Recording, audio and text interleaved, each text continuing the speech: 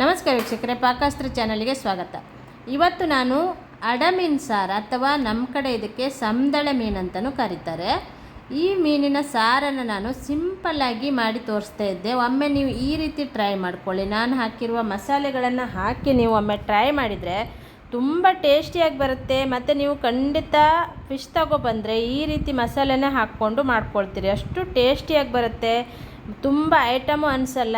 ಹಾಗೆ ಸಿಂಪಲ್ಲಾಗಿ ಮಾಡ್ಕೊಂಡಂಗಾಗಿರುತ್ತೆ, ರುಚಿಯಾಗಿ ಬರುತ್ತೆ. ವಿಡಿಯೋನ ಪೂರ್ತಿಯಾಗಿ ನೋಡಿ. ನನ್ನ ಚಾನಲನ್ನು ಫಸ್ಟ್ ಟೈಮ್ ನೋಡ್ತಾ ಇದ್ದರೆ ಸಬ್ಸ್ಕ್ರೈಬ್ ಮಾಡ್ಕೊಳ್ಳಿ.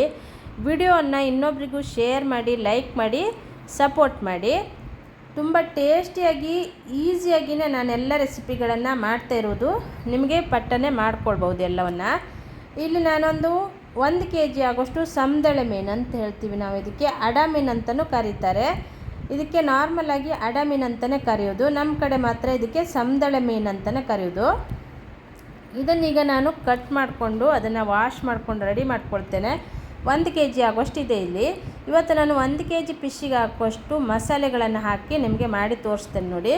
ನೀವು ಒಮ್ಮೆ ಇದೇ ಮಸಾಲೆಗಳನ್ನು ಹಾಕಿ ಫಿಶ್ ಸಾರನ್ನು ಮಾಡ್ಕೊಳ್ಳಿ, ತುಂಬ ಟೇಸ್ಟಿಯಾಗಿ ಬರುತ್ತೆ. ಇದನ್ನೀಗ ನಾನು ಕಟ್ ಮಾಡ್ಕೊಂಡು ವಾಶ್ ಮಾಡ್ಕೊಂಡು ತೊಗೊಬರ್ತೇನೆ. ಇದನ್ನು ಕಟ್ ಮಾಡೋದು ಕೂಡ ತುಂಬ ಈಸಿ, ಇದೇನು ತುಂಬ ಕಷ್ಟವೂ ಇಲ್ಲ ಕಟ್ ಮಾಡೋದು ಕೂಡ. ನಿಮ್ಗೆ ಒಂದು ವೇಳೆ ಕಟ್ ಮಾಡಲಿಕ್ಕೆ ಬರಲಿಲ್ಲ ಅಂದರೆ ಮಾರ್ಕೆಟಲ್ಲೇ ಕಟ್ ಮಾಡ್ಕೊಂಡು ತೊಗೊಬರ್ಬೋದು. ಇದನ್ನ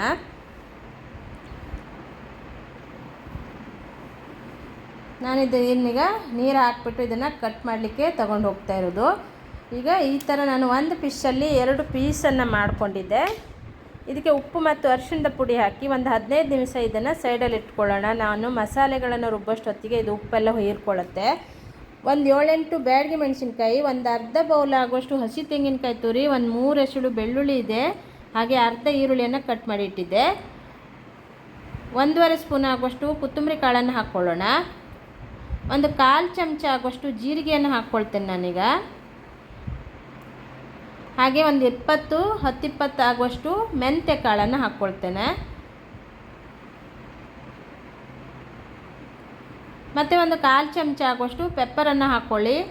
ಈ ಸಮದಳೆ ಮೀನಿಗೆ ಉಪ್ಪು ಖಾರ ಸ್ವಲ್ಪ ಕಡಿಮೆ ಇದ್ರೇ ಚೆನ್ನಾಗಿರುತ್ತೆ, ಹುಳಿನೂ ಕೂಡ. ಹಾಗೆ ಒಂದು ಸಣ್ಣ ನಿಂಬೆ ಹಣ್ಣಿನ ಗಾತ್ರದ ಹುಣಸೆ ಹುಳಿಯನ್ನು ಹಾಕ್ಕೊಂಡಿದ್ದೆ. ಮತ್ತು ನಾನು ಎಲ್ಲ ಮಸಾಲೆಯನ್ನು ಡ್ರೈ ಆಗಿ ಹುರಿದು ಅದನ್ನು ಹಾಕಿರೋದು. ಇಲ್ಲಿ ಎಲ್ಲ ಮಸಾಲೆಯನ್ನು ಹುರಿದಿರುವಂಥ ಮಸಾಲೆಗಳಿವು, ಯಾವುದು ಹಸಿ ಮಸಾಲೆಗಳನ್ನು ಹಾಕಲಿಲ್ಲ ನಾನು. ಹುರಿದೇ ಹಾಕಿದಾಗ ಟೇಸ್ಟ್ ಚೆನ್ನಾಗಿ ಬರುತ್ತೆ. ಮೆಂತ್ಯ ಕಾಳು ಕೂಡ ಹಾಗೆ ಚೆನ್ನಾಗಿ ಹುರಿಬೇಕು. ಇಲ್ಲಿ ನಾನು ಮಸಾಲೆಯನ್ನು ಮಿಕ್ಸಿ ಬೌಲಲ್ಲಿ ಎಷ್ಟು ನೈಸ್ ಆಗುತ್ತೆ ಅಷ್ಟು ನೈಸಾಗಿ ರುಬ್ಕೊಂಡು ಇದನ್ನೀಗ ಪಾತ್ರೆಗೆ ಶಿಫ್ಟ್ ಮಾಡಿಕೊಂಡಿದ್ದೆ. ಇಲ್ಲಿ 1 ಈರುಳ್ಳಿ, 1 ಟೊಮೆಟೊವನ್ನು ಸಣ್ಣದಾಗಿ ಕಟ್ ಮಾಡಿ ಆ ಮಸಾಲೆ ಜೊತೆಗೆ ಹಾಕ್ಕೊಳ್ತಾ ಇದ್ದೆ ನೋಡಿ. ಹಾಕ್ಬಿಟ್ಟು ನೀರನ್ನು ಹಾಕ್ಕೊಳ್ಳೋಣ. ತುಂಬ ತೆಳ್ಳಗಾಗೋದೇನು ಬೇಡ, ಇದು ದಪ್ಪವಾಗಿಯೇ ಇರಲಿ. ಫಿಶ್ ಸಾರು ದಪ್ಪವಾಗಿದ್ರೇ ಚೆನ್ನಾಗಿರುತ್ತೆ. ಈಗ ಈ ಮಸಾಲೆಯನ್ನು ನಾನು ಚೆನ್ನಾಗಿ ಇದನ್ನು ಕುದಿಸ್ಕೊಳ್ಬೇಕು. ರುಚಿಗೆ ತಕ್ಕಷ್ಟು ಉಪ್ಪನ್ನು ಹಾಕ್ಕೊಳ್ಳೋಣ.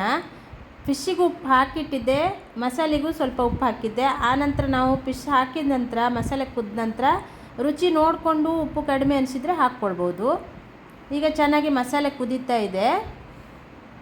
ನಾವು ಯಾವಾಗಲೂ ಫಿಶ್ ಹಾಕುವಾಗ ಮಸಾಲೆಯನ್ನು ಚೆನ್ನಾಗಿ ಕುದಿಸ್ಕೊಂಡು ಹಾಕ್ಕೊಳ್ಬೇಕು. ಫಿಶ್ ಹಾಕಿದ ನಂತರ ಮತ್ತೆ ಇದನ್ನು ಚೆನ್ನಾಗಿ ಕುದಿಸ್ಕೊಂಡ್ರೆ ಆಯಿತು. ಫಿಶ್ ಬೇಯುವಷ್ಟೊತ್ತಿಗೆ ಕರೆಕ್ಟಾಗಿರುತ್ತೆ. ತುಂಬ ಹೊತ್ತು ಮಸಾಲೆ ಜೊತೆಗೆ ಫಿಶ್ ಹಾಕಿಬಿಟ್ರೆ ಫಿಶ್ ಎಲ್ಲ ಕಟ್ಟಾಗಿ ಹೋಗುತ್ತೆ. ಹಾಗಾಗಿ ಮಸಾಲೆಯನ್ನು ಚೆನ್ನಾಗಿ ಕುದಿಸ್ಕೊಂಡ ನಂತರ ಫಿಶ್ ಹಾಕೋದ್ರಿಂದ ಮತ್ತೆ ಒಂದು ಎರಡು ಕುದಿ ಬರುವ ಹಾಗೆ ಇದನ್ನು ಕುದಿಸ್ಕೊಂಡ್ರೆ ಫಿಶ್ ಚೆನ್ನಾಗಿ ಬೇಯುತ್ತೆ, ಕರೆಕ್ಟಾಗಿರುತ್ತೆ. ಈಗ ಫಿಶ್ ಹಾಕ್ಬಿಟ್ಟು ಚೆನ್ನಾಗಿ ಇದನ್ನು ಅಲುಗಾಡಿಸ್ಕೊಳ್ಬೇಕು. ಈಗ ನಾನು ಸ್ಟವನ್ನು ಆಫ್ ಮಾಡ್ಕೊಳ್ತಾ ಇದ್ದೆ. 2 ಸಲ ಚೆನ್ನಾಗಿ ಕುದಿಸ್ಕೊಂಡು ಫಿಶ್ಶು ಚೆನ್ನಾಗಿ ಬೆಂದಿದೆ.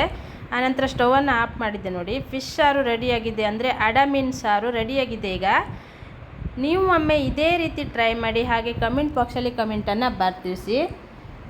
ಇದೇ ರೀತಿ ಹೊಸ ಹೊಸ ರುಚಿಗಾಗಿ, ಹೊಸ ಹೊಸ ರೆಸಿಪಿಗಾಗಿ ನನ್ನ ಚಾನಲನ್ನು ಸಬ್ಸ್ಕ್ರೈಬ್ ಮಾಡಿಕೊಳ್ಳಿ. ನೋಡಿದ್ರಲ್ಲ ಎಷ್ಟು ಸಿಂಪಲ್ಲಾಗಿ ಪಟ್ಟಂತೆ ಮಾಡ್ಕೊಳ್ಬೋದು ಈ ಫಿಶ್ ಸಾರನ್ನು. ನೀವು ಯಾವುದೇ ಫಿಶ್ ತಗೊಬಂದರೂ ಇದೇ ಮಸಾಲೆಯನ್ನು ಹಾಕ್ಕೊಳ್ಳಿ. ಬೂತಾಯಿ ಮತ್ತು ಬಂಗಡೆ ಫಿಶ್ ಆದರೆ ಸ್ವಲ್ಪ ಉಪ್ಪು ಹುಳಿ ಖಾರ ಜಾಸ್ತಿ ಹಾಕ್ಕೊಂಡ್ರಾಯ್ತು. ಉಳಿದೆಲ್ಲ ಫಿಶ್ಶಿಗೆ ಇದೇ ಮಸಾಲೆಯನ್ನು ಹಾಕ್ಕೊಂಡ್ರೆ ಚೆನ್ನಾಗಿರುತ್ತೆ, ತುಂಬ ಟೇಸ್ಟ್ ಕೊಡುತ್ತೆ. ಇಷ್ಟೇ ಮಸಾಲೆ ಹಾಕ್ಕೊಂಡು ಫಿಶ್ ಸಾರು ಮಾಡಿಕೊಂಡಾಗ. ವಿಡಿಯೋನ ಪೂರ್ತಿಯಾಗಿ ನೋಡಿದ್ದಕ್ಕೆ ಥ್ಯಾಂಕ್ ಯು.